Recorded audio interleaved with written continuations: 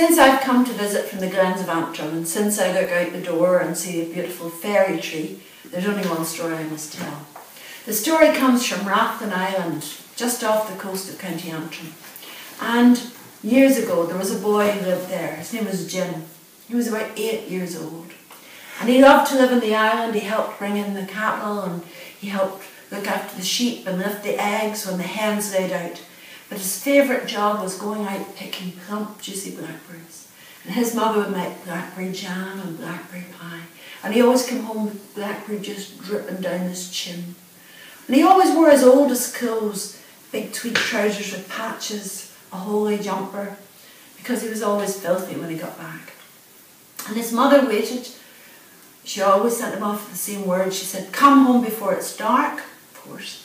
But she also said, "Don't go near the fairy tree," because she knew, as most Irish people knew, that you don't mess about with the fairy tree. You certainly wouldn't damage it in any way.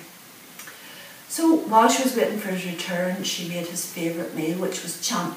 Floury mashed potatoes, spring onions chopped up and heated in milk. And she had the champ ready. She looked out. It was getting dark. And she started calling for him. "Jim! Jim!" And her voice echoed, because Rathlin Island has steep rocky cliffs where birds nest, caves where a boy or a girl might get lost, or a man might meet a spider. That's what happened in Rathlin. She called on all her neighbours. She asked them to look for her boy. They lit their lamps. They went out calling his name. But she was frightened. She was scared he'd fallen into the sea. She sat crying by the hearth all night long. All the next day, the neighbours were out searching for him, but he just vanished.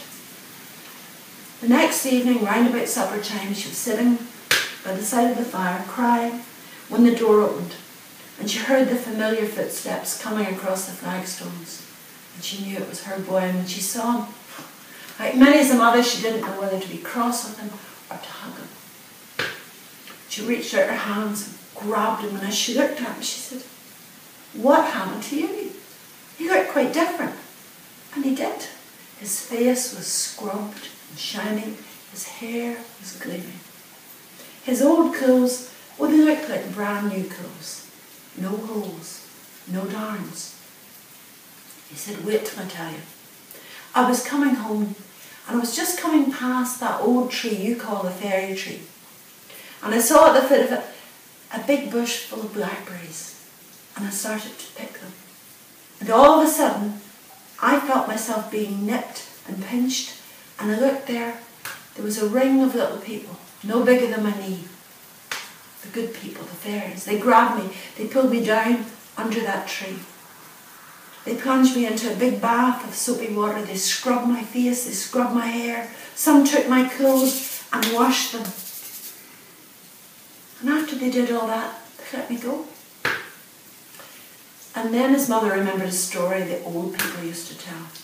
They said that if ever the fairies captured a human boy or a human girl, and inside one day they could clean them of every trace of our mortal world, they could keep that child forever. But Jim was back home safe and sound. Nobody knew how, but the mother put him to bed, said their prayers. But about an hour later, she heard him crying, "Mummy!" She ran in.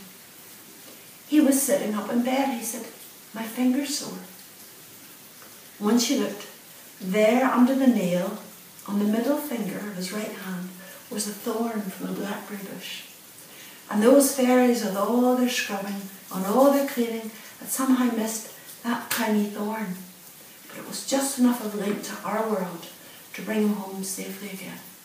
So if you're out walking around the labyrinth, if you're walking through the gardens, you scratch yourself in a branch or you get your feet a bit mucky, don't worry one thing about it. That's the thing that will make sure you come home safe and sound, and the fairies won't get you.